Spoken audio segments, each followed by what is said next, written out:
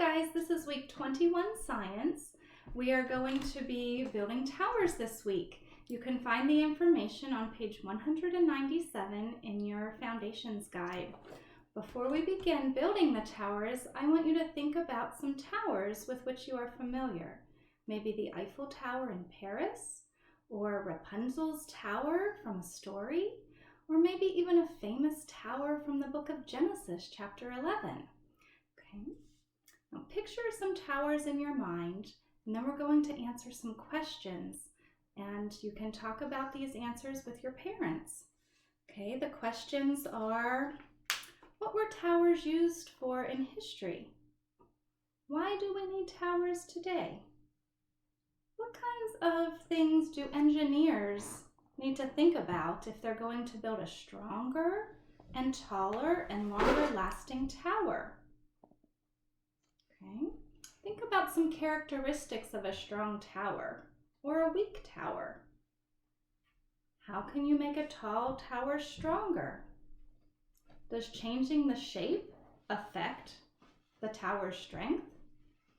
Think about when we were building bridges last time. What special shape made our bridge very strong? The triangle? So maybe if we include some triangles in our towers, they will help our towers be stronger. Okay, now I want you to start gathering your supplies. There are a couple different options you might want to use depending on what you have at home. You might want to use some paper cups to build your tower. You might want to use some blocks to build your tower. Or the foundation guide suggests that you use drinking straws to build your tower. If you use the drinking straws, you also need tape and scissors.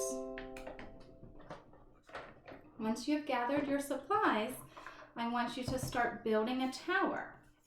You could use a piece of paper as a foundation to test how strong your cup tower is going to be.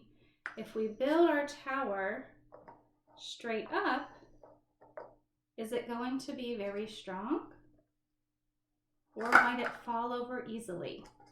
So some things to think about. You want to think about the strong foundation for your tower.